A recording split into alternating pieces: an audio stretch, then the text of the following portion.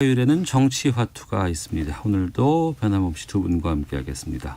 더불어민주당 김성환 의원 나오셨습니다. 안녕하십니까? 네, 안녕하세요. 김성환입니다. 국민의힘 조혜진 의원 자리하셨습니다. 안녕하십니까? 예, 반갑습니다. 조혜진입니다. 일주일 동안 많이 바쁘고 힘드셨죠? 네. 국회 상황이 상당히 늦은 시간까지 또 뭐 심야에도 여러 가지 일들이 좀 있었고요. 어떠셨어요? 소회도 좀 말씀해 주시고요. 김성환 의원님부터. 네, 아무래도 이번 정기국회하고 임시국회 기간 동안에 굉장히 많은 변화가 있었죠. 네. 특히 20대 국회 때부터 쭉 이제 쌓여왔던 여러 가지 이 경제 관련한 입법들, 또 국가 권력 개혁과 관련한 입법들, 지방자치 관련한 입법들, 뭐 노동 관련한 입법들, 이게 다 당시에는 처리를 못했었는데 네. 이번 정기국회 때 여야가 합의 처리를 했으면 좋았겠습니다만 일부는 이제 합의 처리를 했고 또 그렇지 못할 거는 마지막에 이제 처리를 하게 됐는데 역사가 이제 또 그런 새로운 법규화 하에서 우리 국민들의 민생이 좀 더 편안해지고 그렇게 됐으면 좋겠다는 바람인데요. 네. 뭐 못내 아쉬운 거는 여야가 합의해서 했었으면 좋았을 텐데 하는 아쉬움이 남습니다만 우리 역사가 특히 이제 공수처법을 비롯한 소위 권력 구조를 개편하는, 권력을 감시할 수 있는 새로운 이제 제도를 만들었다는 점에서 네. 큰 변화가 앞으로 있지 않을까 그렇게 생각을 합니다. 큰 변화라고 말씀해 주셨는데 조혜진 의원께서는요? 저는 마음이 굉장히 착잡합니다. 착잡하시는군요. 예, 개인적으로는 18, 19대 8년간 일하고 20대 4년 쉬고 21대 이제 들어와서 예. 첫 국회를 맡게 됐는데 이번 국회를 통해서 대한민국 입법부가 완벽하게 통법부로 전 전락했다고 느꼈습니다. 통법부? 예. 그 청와대 오다를 그대로 통과시켜주는 네. 통법부. 여당은 여당대로 거수기 노릇하고 야당은 반대 의견이 있지만은 전혀 반영이 안 되는 숫자가 의석이 모자라기 때문에 아무 역할을 할 수 없는. 네. 그래서 여당도 역할을 못하고 야당도 역할을 못하고 국회가 존재하지만 청와대의 뜻만 그대로 무사 통과되는 네. 그런 통법으로 전락이 됐다는 점에서 참담함, 자괴감 이런 걸 느끼고 이거는 헌정 질서의 위기고 네. 입법부도 없고 사법부도 이미 코드화됐다는 그런 우려들이 많은데 청와대만 있는 청와대의 의사대로 국회가 마음대로 움직여지고 네. 사법부도 독립성을 잃고 민주주의 위기다. 그런 점에서 굉장히 착잡하고 침울하고 네. 나라의 앞날에 대해서 뭐 저만 그런 게 아니라 우리 야당 의원님들 다수가 그렇고 여당 의원님들 안에서도 민주주의에 대해서나 네. 또 법치주의 또 입헌 질서 상권 분립의 가치 이런 데 대해서 평소에 고민하시는 분들이라면은 이 연말 21대 첫 정기국회의 이 풍경을 보면서 잠이 안 오실 겁니다. 알겠습니다. 네. 제가 한 말씀만 보태고 싶은 게 있는데요. 잠시 뒤에 이게 구체적으로 다 말씀드릴까 하는데 하세요. 예. 네. 김성환. 네. 이제 야당 입장에서 보시기에는 뭐랄까 이제 청와대 거수기처럼 보이실런지 모르겠지만 네. 저희 당의 방침도 그렇고 저희 당은 이제 집권당이기 때문에 사전에 치열하게 소위 당정 청간 논의를 합니다. 그 논의 끝에 일부 의원들한테는 이제 마음에 안 드는 부분이 있을 수는 있지만 내부적으로는 치열하게 논의하고 또 대외적으로는 또 일사불란하게 네. 하는 게 집권 여당의 책무라고 생각을 합니다. 그래서 대외적으로 보일 때는 그렇게 비판하실지 모르겠지만 당내 민주주의는 충실하게 이행하면서 또 당의 뜻을 사전에 당정청간 협의를 통해서 조율하고 추진하고 있다는 말씀 드리고 싶습니다. 저는 그게 사실이 아니기를 바라는데 그게 사실이라고 하면은 더 심각한 문제죠. 예. 분명히 그 법안 통과되는 과정에서 이 국회법 질서 또 헌법의 기본적인 의회주의, 대화와 토론, 합의를 기본으로 하는 이 의지 다 무너졌습니다. 절차의 위법, 불법이 그냥 난무했습니다. 절차적으로도 문제가 있고 내용적으로도 나중에 쭉 하나하나 이렇게 이야기가 있겠지만 예. 대한민국의 민주공화국으로서 대한민국의 기본 틀을 무너뜨리는 법안들이 다 통과됐습니다. 거기다가 마지막으로 저항하려고 그에 대해서 이 우려하는 국민의 목소리를 대변하는 야당의 필리버스터조차도 봉쇄, 다수의 힘으로 봉쇄돼 버렸습니다. 예. 이건 뭐 이제 야당도 할 일 없고 여당도 할 일 없습니다. 이런 국회 입법부의 종은 네네.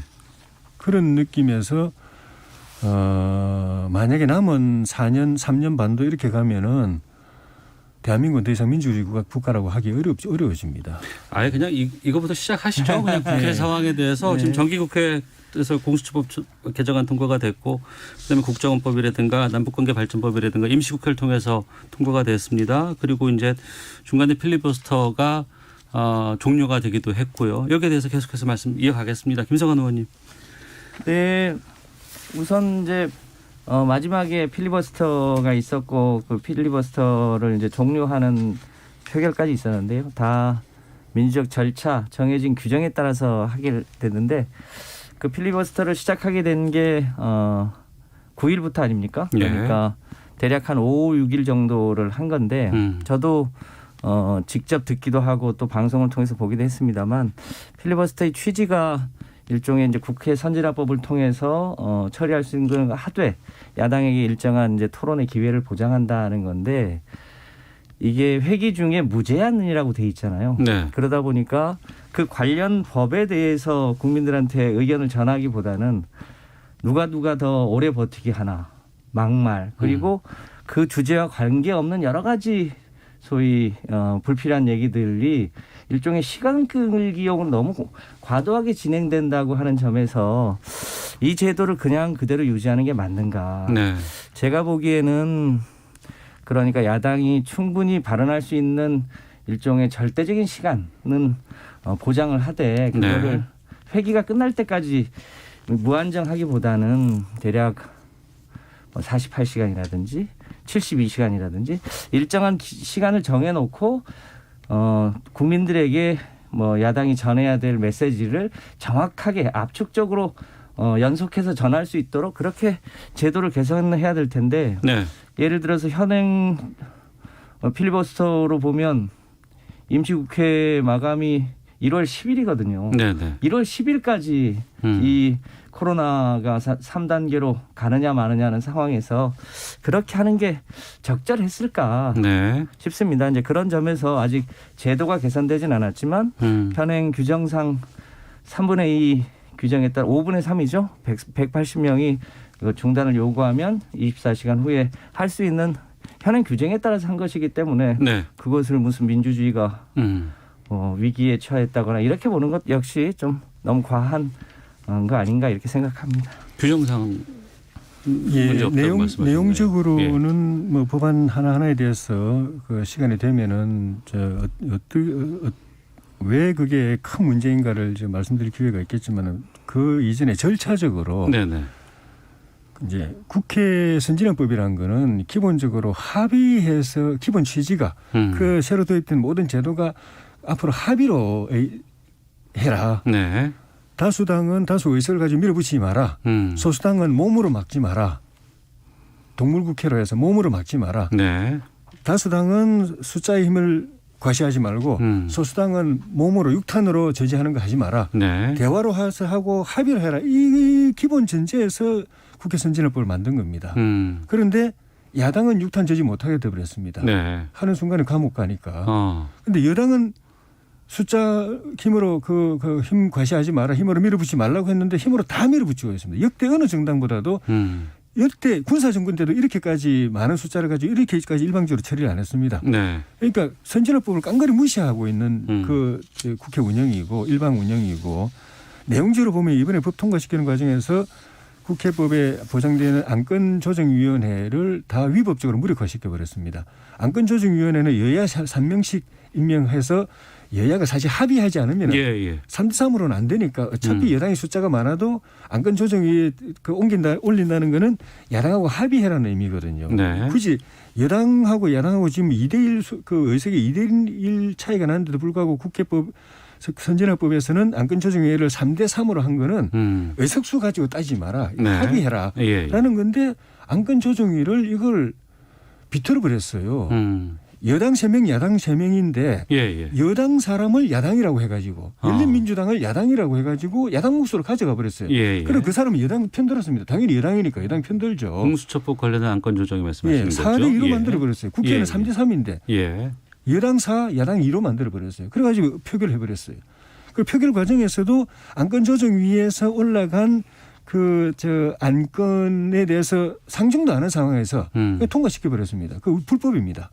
그리고 거기 그 과정에서 또 그 소위에서는 A 안이라고 정의당의 그 도움을 받기 위해서 A 안으로 해서 통과시켜 놓고 네네. 전체위에서는 B 안을 가지고 또 집어넣어 가지고 예, 예. 통과시켜 버렸습니다. 예, 예. 이것도 불법입니다.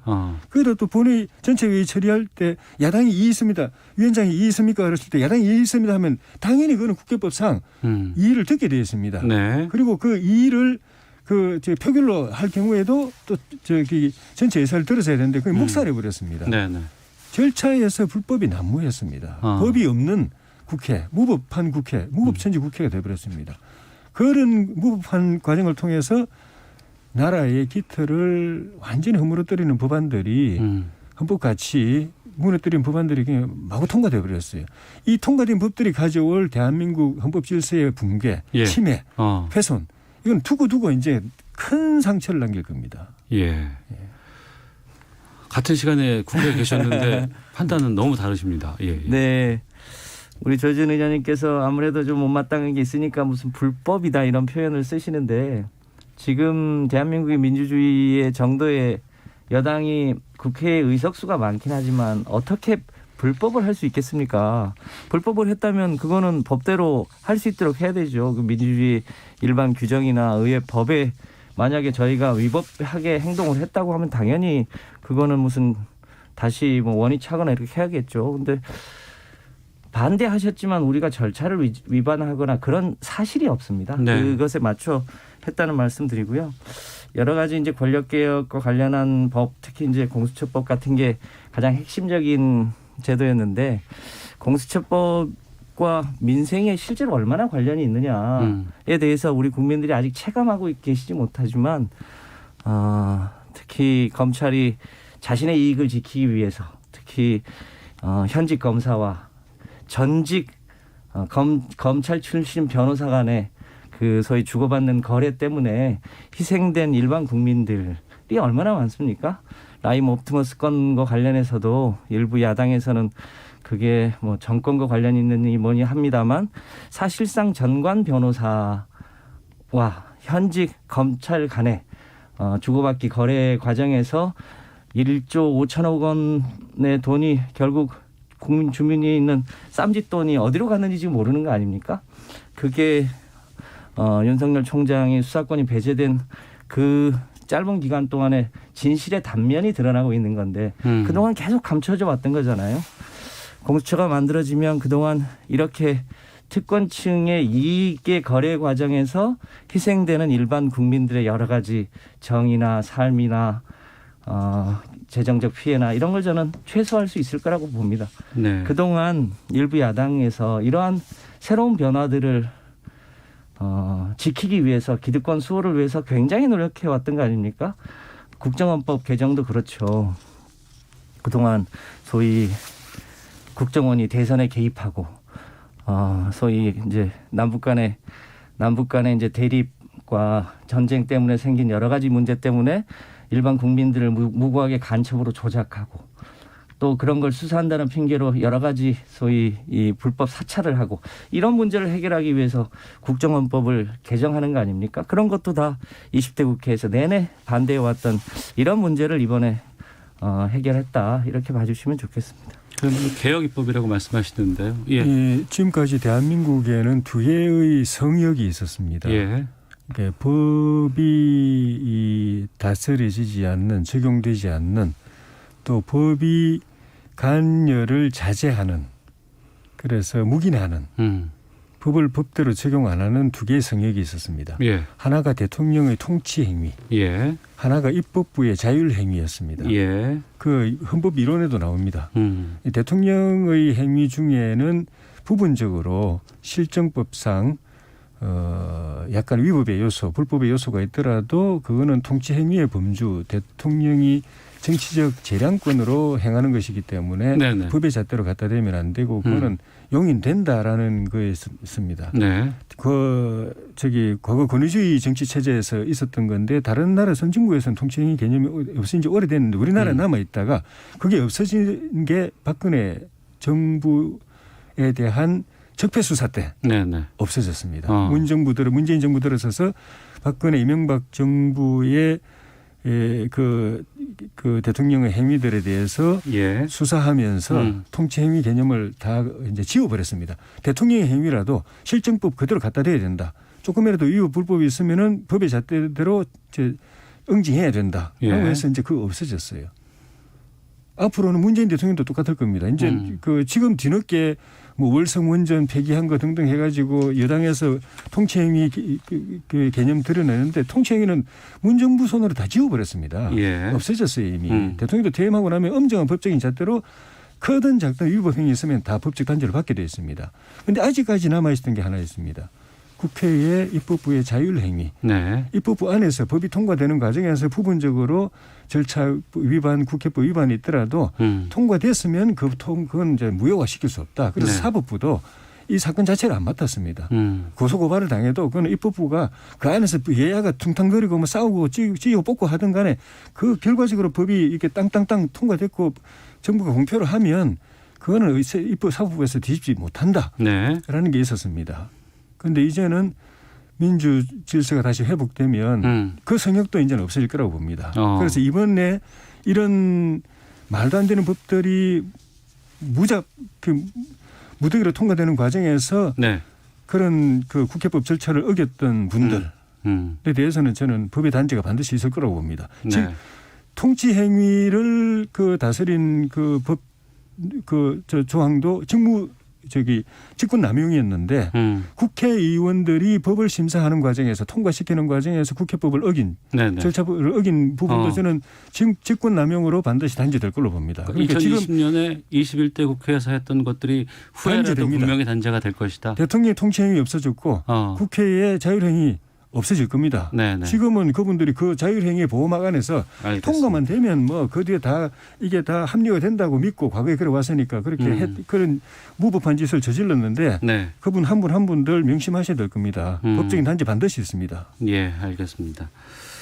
아유, 지금 이거 갖고 얘기를 많이 드릴 수는 없는 것 같은데 그럼에도 좀 하나씩 좀 풀어가 보도록 하겠습니다. 오늘 좀 두 분께 말씀을 좀 드릴 게 많은데 바로 그 조혜진 의원께 좀 여쭤볼게요. 오늘 공교롭게도 김종인 오늘 비상대책위원장께서 대국민 사과문을 발표를 하셨습니다.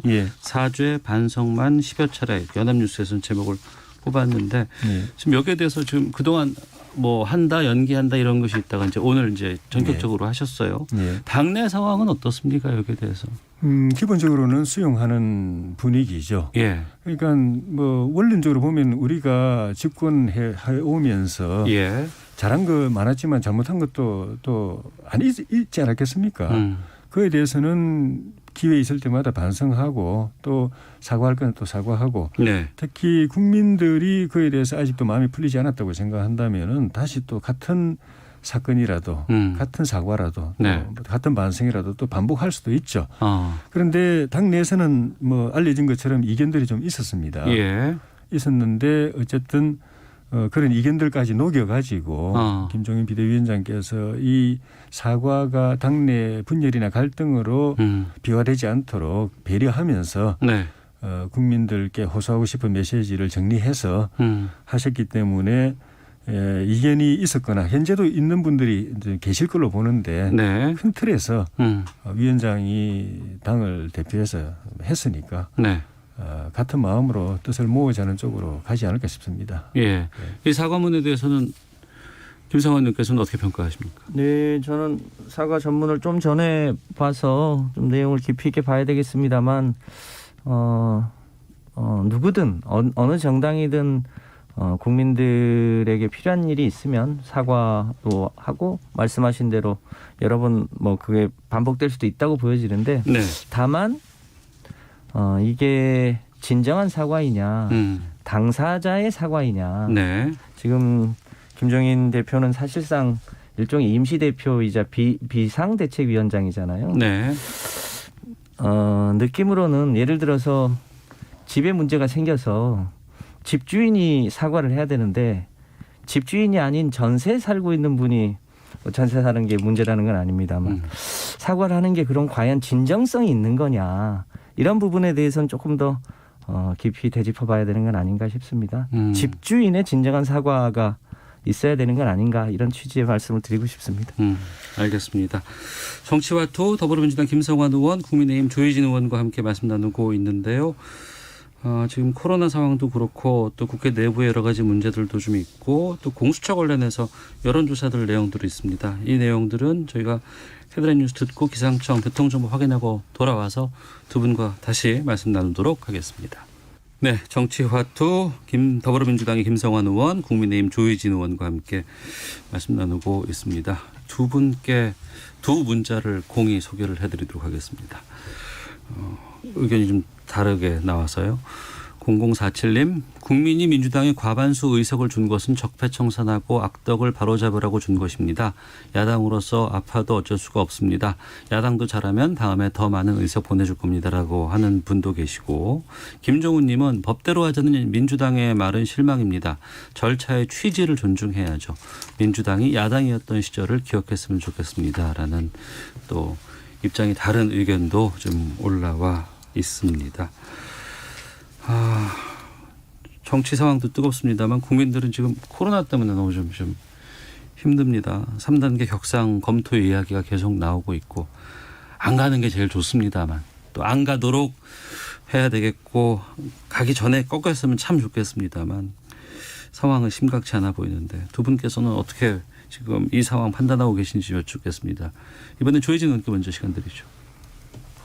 정은경 질병 청장도 이대로 가면은 1,200명까지 매일 나올 수 있다라고 네.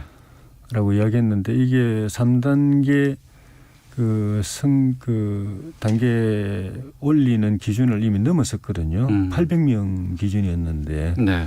1,200명까지 계속 나가게 되면은 아마 정부도 불가피할 가능성이 있다고 봅니다. 그래서 대통령께서도 지난번에 한 10개월 만에 중대본 회의를 직접 주재하시면서 필요할 때 이 중대본에서 결단을 해주길 바란다라고 네. 하셨는데 중대본에서 결단할 게 아니고 대통령께서 결단하셔야 될 상황이 올 거라고 봅니다. 그것도 뭐 그렇게 길지 않고 네. 이 상태로 가면은 방역 체계 자체가 무너져 가지고 코로나 확진 위중 중증 환자들이 치료 못 받고 죽어가는 상황, 네. 대구 사태 때 초기에 벌어졌던 그 상황이 전국적으로 벌어질 수가 있고, 그리고 코로나 환자뿐만 아니라 일반 환자들까지도 질환 치료가 어려워지는 그 방역 붕괴 상황이 올 수가 있기 때문에 네. 3단계 조치가 불가피한 상황으로 지금 가고 있다고 생각이 들고 그런 측면에서 보면은. 기왕 우리가 3단계를 해야 될 상황일 것 같았으면은 네네. 초기에 그냥 3단계를 해버렸으면 어땠을까 하는 생각도. 선제적으로. 물론 정부 고민은 이해가 됩니다. 최대한 이 방역 조치를 완화시켜 가지고 경제를 살려보려고 하는 노력 이해는 되는데 결과로 놓고 보면은 네. 어차피 이렇게 와야 되는데 그 사이에 그 많은 이 과정을 왜 거쳐왔을까. 국민들도 힘들고 경제는 안 살아나고 그런데 처음부터 딱 그냥 확 불길을 잡아버렸으면은 알겠습니다. 어땠을까 하는 그런 생각이 드는데 어쨌든 3단계로 가도 이게 거의 IMF 수준으로 가는 거기 때문에 국민들 고통이 클 겁니다. 예. 그래서 같이 하는 이 고통을 같이 나누는 노력이 필요한 시기로 점점 가고 있다고 봅니다. 김성환 의원님. 네, 지금 유럽에서 가장 이 코로나 대응을 잘하고 있다고 하는 독일이 하루 확진자가 2만 명을 넘어서 지금 사실상 봉쇄를 하는 쪽으로 가고 있잖아요. 네. 미국도 하루에 사망자 숫자만 3천 명을 넘어서고 있어서 굉장히 위기인데 그렇게 비교하자면 여전히 우리나라가 잘하고 있긴 합니다만 우리 입장에서도 최근에 이제 1,000명을 넘었다가 700명, 800명 이렇게 왔다 갔다 하고 있는데요. 굉장히 국민들이 지금 우려가 큰 게 사실이고 네. 이제 그런 차원에서 저희도 일상생활을 해봅니다만 가장 전파가 쉬운 게 일종의 이제 마스크를 벗고 식사를 한다든지 뭐 같이 뭐 차를 마신다든지 이런 과정에서 옮겨가는 게 가장 심각한 문제이기 때문에 결국 국민들이 너나 없이 거리두기를 해야 되는 거고요. 네. 그게 잘 안 돼서 3단계를 가야 될 것 같으면 이게 일종의 필수 시설을 제외한 이 전체적인 이 격리를 불가피하게 해야 되는 건데 그것도 사실은 그걸 또 악용하면 또 얼마든지 할 수 있어서 네. 여러모로 걱정입니다. 이런 고통은 너나 없이 국민들이 IMF 때 근무기 하듯이 불편함을 좀 일시적으로 함께 참아야만 극복할 수 있을 거라고 보는데 다른 나라에 비하면 저희 나라가 상대적으로 그런 민주주의 의식이 높기 때문에 네. 이 위기도 극복할 수 있지 않을까 그렇게 생각합니다. 그럼 이 질문은 김성환 의원님께만 드리겠습니다. 지금 민주당 윤미향 의원 와인 모임이 계속해서 지금 구설에 지금 오르고 있는 상황입니다. 이건 좀 코로나19 상황이 좀 적절하지 않았다 이런 지금 얘기가 많이 나오고 있거든요. 어떻습니까 당에서는 지금? 네, 뭐 본인도 바로 사리 겹지 못했다고 사과를 했는데 사람들이 뭐 식사할 수 있는데 특히 공인으로서 저희 당이긴 합니다만 좀 부적절했다 그렇게 보여집니다. 네. 반면교사로 삼아서 뭐랄까요 그런 일이 생기지 않도록 더 유의하고 그렇게 해야 되지 않을까 싶습니다. 국회에서도 사적인 모임이라든가 지금 만남 같은 거 지금 많이 자제하고 있는 상황이죠. 그렇죠. 의원들끼리도 지금 잘 안 모이는 상황이고 뭐 기자들하고 모임도 다 취소되는 연말에 원래 모임이 많은데 줄줄이 다 취소되거나 아예 약속 자체를 못 잡는 상황이고 네. 의원회관을 방문하는 국회 방문객들도 하루 전에 미리 신고를 하지 않으면 당일날 와서 뭐 의원 누구 만나겠습니다 이렇게 하면 안 되는 조치가 이미 오래된 상황입니다. 네. 알겠습니다. 자, 하나만 더 살펴보고 마치도록 하겠습니다. 공수처법 개정안 처리에 대한 여론조사 결과가 나왔습니다. 먼저 조사 개요를 좀 소개해드리겠습니다. 전국 18세 이상 남녀 대상으로 지난 11일 금요일 날 표본수 최종 응답 500명입니다. 응답률 9.1%, 표본 오차 플러스 마이너스 4.4%포인트, 95% 신뢰 수준이고요. 무선 80, 유선 20, 자동응답 AR 방식으로 리얼미터에서 실시한 여론조사고요. 자세한 내용은 선관위나 리얼미터 홈페이지에서 확인하실 수 있는데 공수처법 개정안 처리된 여론조사에서 응답자의 54.2%는 잘못된 일이다. 그리고 39.6%가 잘된 일이다. 이렇게 응답했다고 합니다. 12월 11일 조사한 것인데요. 10일 날 통과됐고 11일 날 조사한 내용인 것 같습니다. 개정안 통과에 대한 이런 국민들의 시선 어떻게 해석해야 할지 여쭤보고 마치도록 해야 될 것 같습니다. 김성환 의원님. 네, 이 국민들에게 어떤 사안이든 간에 여야 합의 처리가 좋으냐 단독 처리가 좋으냐라고 물어보면 합의 처리하라고 요구들 하십니다. 아마 네. 그런 국민들의 의사가 반영된 거 아닌가 싶은데요. 공수처 하면 아직도 그게 어떤 것인지 잘 모르는 분들도 계십니다. 네. 그 풀네임이 고위공직자 비리수사처 범죄수사처죠. 예. 네. 그 대상자는 7,000명이고 20년 넘게 여야 공의 지도자가 다 요청해 왔고 특히 야당의 그 지도자들도 여러분들이 대선 때 공약으로 하셨던 일이고 네. 그 효과들에 대해서 얘기하시면 대부분 다 공수처의 필요성은 인정하십니다. 다만 그 처리하는 과정에서 가급적 여야가 합의 처리했으면 좋았을 텐데라고 하는 여론이 반영된 거 아닌가 싶은데요. 네. 기왕 이제 처리가 된 만큼 그 기관이 우리 사회에 남아있는 여러 가지 소위 기득권, 성역 이런 걸 잘 해결해서 우리 사회가 보다 법 앞에 평등해지는 만 명만 평등한 세상이 아니라 만인이 법 앞에 평등해지는 세상이 되면 국민들도 충분히 이해하실 거라고 생각합니다. 네. 그 사필 규정이라고 생각합니다. 역시 시간이 해결해 준다는 생각이 들고 정의는 늦게 이루어지더라도 반드시 이루어진다라는 그런 걸 새삼스럽게 이제 느끼는데 여당이 공수처법을 비롯해서 뭐 검찰 개혁이고 뭐고 이렇게 추진할 때마다 늘 하던 이야기가 있습니다. 네. 국민의 뜻이다. 여론조사를 봐라. 그런데 그때마다 저희가 이야기했습니다. 그런 식으로 여론조사하면 다 여론조사 잘 나올 수밖에 없다. 다 네. 개혁으로 포장해서 물어보는데 어느 국민이 나는 개혁 실소, 반개혁이 난 조소 이렇게 답할 사람 누가 있냐. 그 여론조사는 그건 정상적인 여론조사가 아니다. 네. 내용을 국민들에게 알려주고 이런 내용이고 야당에서는 이런 문제점을 지적하는데 이런 내용에 대해서 이런 제도를 찬성하느냐라고 물어봐야 그걸 국민이 정확하게 답할 수 있는 것이고 네. 그러면 처음부터 그렇게 그냥 묻지마 저 찬성이 나올 수가 없다라고 이야기를 그때부터 했었습니다. 지금 이렇게 역전됐지 않습니까? 이제 폭이 점점 더 벌어지죠. 초기에 공수처법 여당이 국민이 압도적으로 찬성한다고 이야기했다고 비교가 안 될 정도로 네. 바뀌었습니다. 몇 달 사이에. 그 몇 달 사이에 어떤 변화가 있었느냐. 국민들이 알게 된 겁니다. 네. 윤석열 공수처를 분명히 정부 여당에서는 권력형 비리 수사라고 했는데 권력형 비리를 앞장서서 수사하는 윤석열 검찰총장이 어떤 고초를 당하고 있는지 국민들이 실시간으로 다 지켜봤거든요. 예.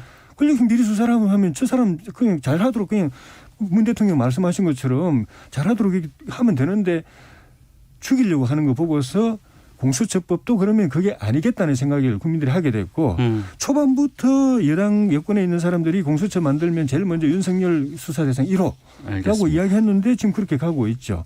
거기다 분명히 여당이 공수처는 그 야당에게 거부권 줬기 때문에 정부 여당 뜻대로 못한다고 해놓고 거부권 박탈해가는 것도 국민들도 실시간으로 보고 있죠. 예. 알게 될 수밖에 없는 거죠. 예. 그래서 이렇게 바뀌었고 모든 게 지금 저기 여당이 다수 의석을 가지고 좀 전에 뭐 댓글에도 그렇게 나왔지만은 뭐 우리가 국민이 이렇게 의석을 준 거는 밀어붙이라는 뜻 아니냐라고 이야기해서 그 힘으로 하는데 국민들이 실상을 알고 알겠습니다. 거꾸로 심판할 시간이 그렇게 멀지 않았습니다. 네. 예. 여기까지 하죠. 예. 아, 참 힘드네요. 상황을 정리하기가. 자, 오늘 정치와투 더불어민주당 김성환 의원, 국민의힘 조혜진 의원과 함께했습니다. 두 분 오늘 말씀 잘 들었습니다. 고맙습니다. 네, 감사합니다. 고맙습니다.